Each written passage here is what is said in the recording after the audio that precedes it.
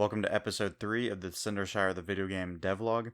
If you're not aware, I'm making a video game. This is really just a conversion of one of my tabletop games into a video game to get more people to be able to experience it. And I'm going to be documenting the changes of creating this game, basically. So if you're not caught up, I would highly recommend watching the first and second episode.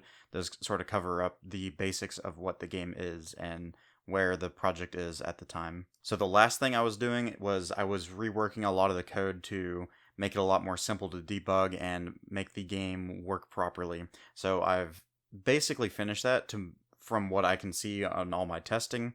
I'm not running into any more of these weird issues where one thing's getting called when it shouldn't be and all that nonsense. So I would say I solved that problem right now. And a lot of that problem was really the dice rolling engine. It's this physics engine with the dice where I'm not using predetermined values for dice, and I'm just letting the physics take control of what the dice values end up being. So I had to fix a lot of the back end for that because what was happening is a dice roll would be getting rolled for one thing, and then a different thing would need to roll the dice, and it was just causing this really weird conundrum of like disassociating what dice is getting rolled for what event and all that nonsense. So that has been fixed in the current state of the game. As far as new features for the game, I currently have implemented agility tokens, attack tokens, and health tokens. These basically are your quintessential sort of resources in the game. So agility tokens are like your action points, your generic action points, I guess you could say.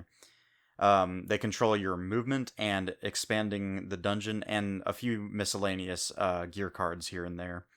Your attack tokens are used for combat to increase your damage, because in Cinder Shire, if you can kill your enemy in one turn, you don't take the damage they deal to you. And then health, that's obviously your health. So currently I have the tokens to where they will update and visually show you, and you can interact with the attack tokens because they're basically custom buttons that I had to make for this. And that augments your damage during combat phase. As far as the functionality of the tokens, they work completely. The one thing I will change in the future is their layout. Currently, the way I'm generating these is I'm doing it through code. I'm instantiating new objects, new UI objects. So that's a fairly simple thing for me to do. I'm just going to effectively implement something where, okay, you have X amount of attack tokens. If you get an extra one, it's going to go down to another layer, like another row, rather than extending this single row out. Because as you can see from the current gameplay, it looks kind of janky with the health and agility tokens. And that's basically the end of this update. So the key takeaways of this is that I'm now being able to add new features. The next sort of mechanics I guess I'm going to probably work on are enemy movements and player turns. So it's very important that I get player turns working because that's how it's going to iterate between each player. And then once I have player turns and enemy movement, I will be moving on to gear cards and consumables.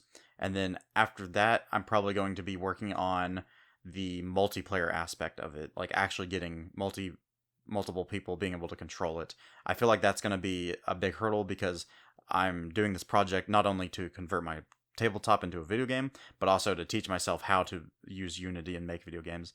So I feel like multiplayer is sort of a pretty technical thing that I don't have much experience with right now.